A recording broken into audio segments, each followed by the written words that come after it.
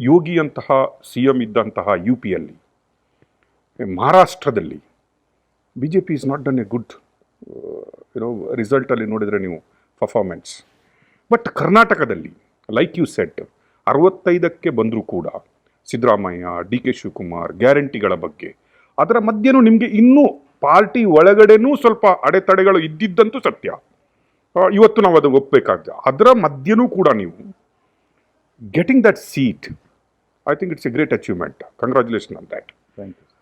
But here ಅದು ಮುಗಿದ ನಂತರ ಕೂಡ ಚಾಲೆಂಜಸ್ ಏನು ನಿಂತಿಲ್ಲ ನಿಮಗೆ. ಪಕ್ಷದ ಒಳಗಡೆನೂ ನಿಂತಿಲ್ಲ, ಹೊರಗಡೆನೂ ನಿಂತಿಲ್ಲ. ಐ ಥಿಂಕ್ ಚಾಲೆಂಜಸ್ ನಿಲ್ಲಬಾರ್ದು. ಚಾಲೆಂಜಸ್ ನಿಂತರೆ ನಾವು ನಿಂತ್ಕೊಬಿಡ್ತೇವೆ.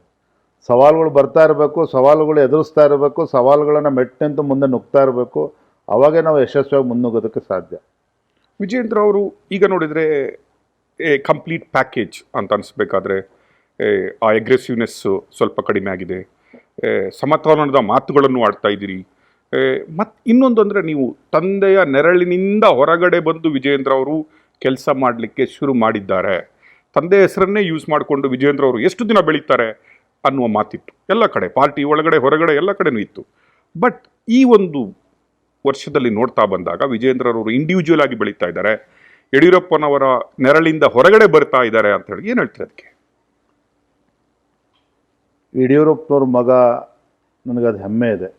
ರಾಜ್ಯದ ಯಾವುದೇ ಮೂಲೆಗೆ ಹೋದರೂ ಸಹ ಸಾಮಾನ್ಯರ ಜೊತೆಗೆ ನಮ್ಮ ಕಾರ್ಯಕರ್ತರು ಸಹ ನಮಗೆ ಅಭಿಮಾನದಿಂದ ಮಾತನಾಡ್ತಾರೆ, ನೋಡ್ತಾರೆ, ಹಿರಿಯರು ಆಶೀರ್ವಾದ ಮಾಡ್ತಾರೆ ಅಂತ ಹೇಳಿದ್ರೆ ಸನ್ಮಾನ್ಯ ಯಡಿಯೂರಪ್ಪನವರೊಬ್ಬ ರೈತ ನಾಯಕರು, ಒಬ್ಬ ಹೋರಾಟಗಾರರ ಮಗ ಅನ್ನುವ ಕಾರಣ ಅಂತೂ ಸಾಕಷ್ಟು ನನಗೆ ಅನುಕೂಲ ಆಗಿದೆ.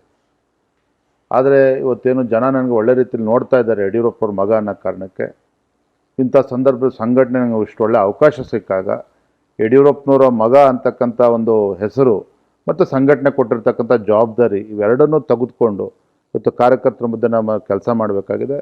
ಇವತ್ತು ಕಾರ್ಯಕರ್ತರಿಗೆ ಉತ್ಸಾಹ ಬರೋ ರೀತಿ ನಾನು ಕೂಡ ಕೆಲಸ ಮಾಡ್ತಿದ್ದೇನೆ ಅಂತಕ್ಕಂಥ ತೃಪ್ತಿ ನನಗೂ ಕೂಡ ಇದೆ.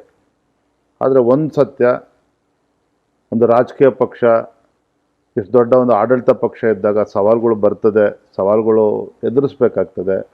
ಸಣ್ಣ ಪುಟ್ಟ ಸಮಸ್ಯೆಗಳು ಬರ್ತದೆ, ಸಮಸ್ಯೆಗಳನ್ನ ಬಗೆಹರಿಸ್ಕೋಬೇಕಾಗ್ತದೆ. ಕೆಲವರು ಬೇಸರ ಮಾಡ್ಕೊಳ್ತಾರೆ, ಅದನ್ನು ಕೂಡ ಸರಿ ಮಾಡ್ಕೋಬೇಕಾಗ್ತದೆ. ಎಲ್ಲವನ್ನ ನುಂಗ್ಕೊಂಡು, ಯಾಕೆಂದರೆ ಇರ್ತಕ್ಕಂಥದ್ದು ಪಕ್ಷ ಸಂಘಟನೆಯ ಜವಾಬ್ದಾರಿ.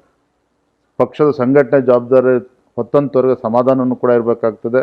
ಎಲ್ಲರನ್ನೂ ಕೂಡ ಸಮಾಧಾನದಿಂದ ತೆಗೆದುಕೊಂಡು ಕೂಡ ಹೋಗಬೇಕಾಗ್ತದೆ.